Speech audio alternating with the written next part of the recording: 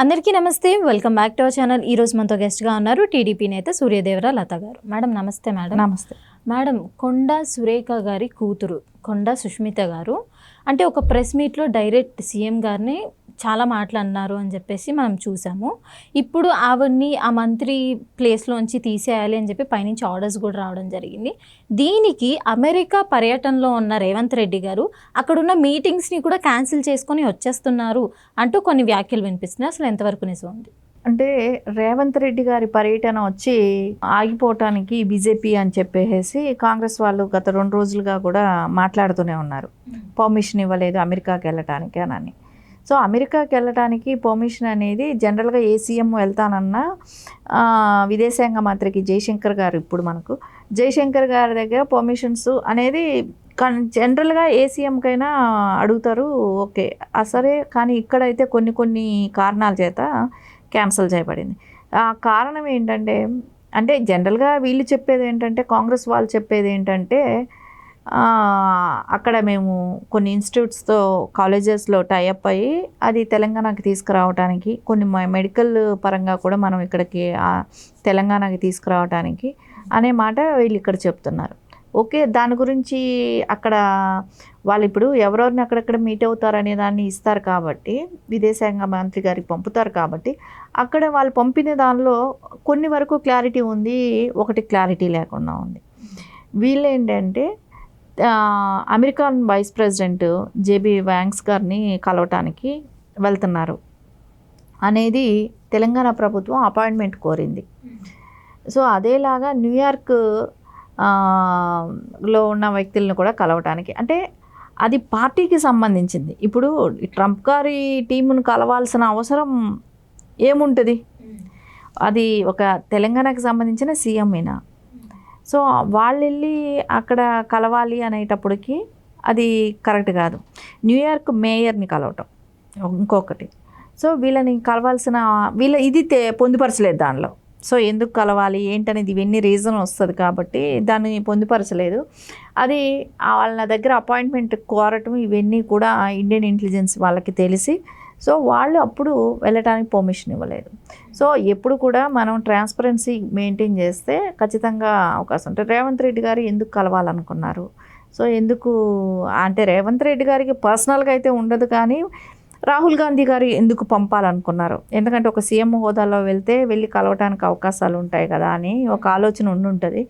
అలా కలవటానికి అవకాశం లేకపోయింది. ఎందుకంటే 2 రాష్ట్రాలకి కాదు, అక్కడ సంబంధించింది కాదు, దేశాలతో అవుతుంది అక్కడ. సో ఒక రాష్ట్ర సీఎంకి ఆ స్థాయి ఉండదు కదా. సరే, మేబీ రేపు పొద్దున దాని మూలన ఏమైనా ప్రాబ్లమ్స్ వస్తే, యుద్ధాలకు దారి తీస్తే, సో అవన్నీ ఇండియన్ గవర్నమెంట్కి తెలియకుండా అయితే చేయకూడదు. సో దాని మూలన ఆ పర్యటన రద్దు చేయటం అయింది. ఇంకోటి, ఇక్కడ మీరు చెప్పినట్టు కొండా సురేఖ గారిది విషయానికి వస్తే, సో ఆవిడ ఇప్పుడు లండన్ పర్యటన ముగించుకొని వచ్చారు. వచ్చిన తర్వాత పెళ్ళికి వెళ్ళినట్టున్నారు, అక్కడ నుంచి వచ్చారు. వచ్చిన తర్వాత అయితే ఇక్కడ జనరల్గా ఎప్పుడు కూడా కాంగ్రెస్ పార్టీ అనేది అంతర్గత కుమ్ములాట్లు, అదే సరిపోతుంది. వాళ్ళు పరిపాలన కన్నా కూడా అంతర్గత కుమ్ములాట్ల నుంచి బయట రావడానికి ఎక్కువ అదే కష్టమవుతుంది. సో వాళ్ళు ఆపోజిషన్ని ఎదిరించడము ఒక ఎత్తే అయితే ఎప్పుడు కూడా కాంగ్రెస్ గవర్నమెంట్, సో అంతర్గత కుమ్ములాట్లు కూడా అదే స్థాయిలో ఉంటాయి. అయితే మేడం, అంటే ఇక్కడ అది కాకుండా ఇప్పుడు ఏం చెప్తుందంటే, నాకు కాంగ్రెస్తో అంటే సంబంధం లేదు, అది నాకు ఓకే, నాకు ప్రాబ్లం రేవంత్ రెడ్డితో ఉంది అని చెప్పేసి ఇవిడ డైరెక్ట్గా చెప్పేశారనమాట. అసలు ఎందుకంటారు? అది మనకు కనపడుతుంది కదా, రేవంత్ రెడ్డి గారితోనే ప్రాబ్లం అని అంటున్నారు. రేవంత్ రెడ్డి గారితో ప్రాబ్లం అని సుష్మిత, ఎవరైతే కొండా సురేఖ కూతురు సుష్మిత పటేల్ కూడా అదే చెప్తుంది. సో మాకు రేవంత్ రెడ్డి గారే మాకు ఎమ్మెల్సీ ఇవ్వట్లేదు అనే మాట మాట్లాడుతుంది. వాళ్ళకి హైకమాండ్తో మంచి సత్సంబంధాలు ఉన్నట్టు చెప్తుంది. ఇప్పుడు ఒకటే లాజిక్, ఇక్కడ హైకమాండ్తో సత్సంబంధాలు బాగా ఉన్నప్పుడు రేవంత్ రెడ్డి గారు ఎవరు ఆపటానికి? వాళ్ళే ఇచ్చేస్తారు కదా. సో ఇక్కడ రేవంత్ రెడ్డి గారిది ఏమీ ఉండదు. అక్కడ నుంచి వచ్చిన స్లిప్లు కానీ, చిట్లు కానీ, సీల్డ్ కవర్లు కానీ అది ఆచరించాల్సిన బాధ్యత ఇక్కడ సీఎం వ్యక్తికి కాంగ్రెస్లో అది పరిపాటే. అంతేగాని ఈయన డెసిషన్ తీసుకునేది అయితే ఉండదు.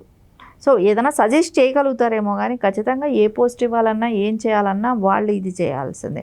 సో ఆవిడ ఇంకోటి కూడా మాట్లాడారు సుష్మిత గారు, పచ్చ పార్టీ ఇవి అని. ఆ పచ్చ పార్టీలోనేగా వాళ్ళు ప్రతిసారి ఇప్పుడు బీఆర్ఎస్లో ఉన్నప్పుడు కూడా అది కూడా పచ్చ పార్టీయేగా. బీఆర్ఎస్కి వెళ్ళారు వాళ్ళు, బీఆర్ఎస్లో కూడా అది పచ్చ పార్టీయే. సో ఎక్కడ చూసినా తెలుగుదేశం వాళ్ళైతే ఉన్నారు. దాని గురించి పచ్చ పార్టీ అచ్చ పార్టీ అని చెప్పి మాట్లాడడం అనేది వేస్ట్. సో వీళ్ళు దేని మీద మాట్లాడుతున్నారు, ఆ విషయం మీద మాట్లాడాలే కానీ టీడీపీని ప్రతి చోట లాగితే, అంటే తెలంగాణలో ఎలా ఉందంటే ఏ పార్టీ అయినా కూడా టీడీపీ జపం చేయందే వాళ్ళకి రాజకీయం గడవట్ల. సో ప్రతిదానికి టీడీపీ వాళ్ళ గురించి మాట్లాడటం అనేది వీళ్ళకి ఒక ఆనవాయితీ అయిపోయింది. అయితే మేడం ఇప్పుడు కొండా సురేఖ గారు కానీ వాళ్ళ కుమార్తె ఎవరైతే ఉన్నారో సుష్మిత గారు కానీ వీళ్ళిద్దరూ కూడా జనసేనలోకి రాబోతున్నారు అని చెప్పి ప్రచారాలు అయితే చాలా జోరుగా వస్తున్నాయి. అంటే వెళ్తారా అనేసి ఇప్పుడు రేపు పొద్దున కాంగ్రెస్ వచ్చి రేవంత్ రెడ్డి గారిని పక్కన పెట్టేసి మాకు కొండా సురేఖ గారు ఒకడు ఉంటే చాలు అని అయితే అనరు.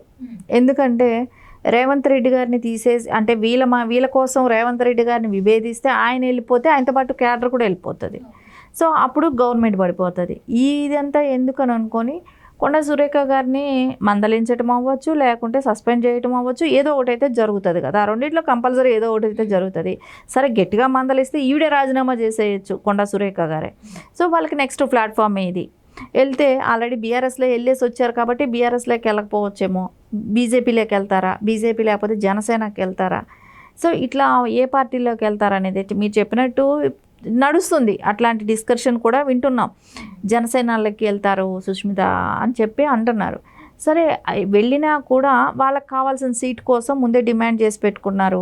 అక్కడ వస్తుంది, మా సొంత ఎజెండాతో మేము గెలిపించుకొని వస్తామనే మాట వాడు ఉంటారు. సో అక్కడ ఇప్పుడిప్పుడే అది డెవలప్ అవుతుంది కదా.